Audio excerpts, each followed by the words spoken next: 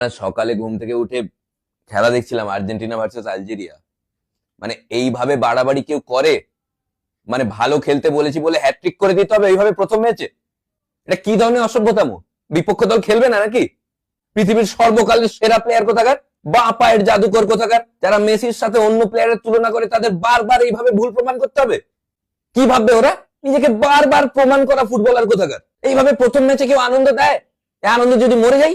প্রত্যেক ওয়ার্ল্ড কাপে ভালো তো খেলতোই, ফার্স্ট ম্যাচে হ্যাটট্রিক করে দিতে হবে? কি ধরনের অসভ্যতম এটা? বিপক্ষ দলের ডিফেন্স নিয়ে ছিনিমিনি খেলা ফুটবলার, এরকম খেললে যদি আবার ওয়ার্ল্ড কাপ জিতে যায় আর্জেন্টিনা, কি হবে আনন্দে আমাদের? মানছি কলকাতায় বাজে মূর্তি বানানো হয়েছে বলে এইভাবে প্রতিবাদ করতে হবে হ্যাটট্রিক করে? প্রত্যেক ওয়ার্ল্ড কাপে প্রথম ম্যাচ থেকে ভালো খেলার তো একটা বাজে অভ্যেস ছিলই, এইবারে সব সীমা অতিক্রম করে দিল। মানে সকালে ঘুম থেকে উঠে ম্যাচ দেখা এইভাবে সার্থক করে দিতে হবে? রিগ্রেট কবে করব যে বেকার উঠলাম? আবার এখন স্বপ্ন দেখতে হবে যে আর্জেন্টিনা আবার ওয়ার্ল্ড কাপ জিতবে? এত স্বপ্ন আমরা দেখবো? একটা মানুষ কত স্বপ্ন দেখবে? পৃথিবীর সর্বকালের সেরা ফুটবল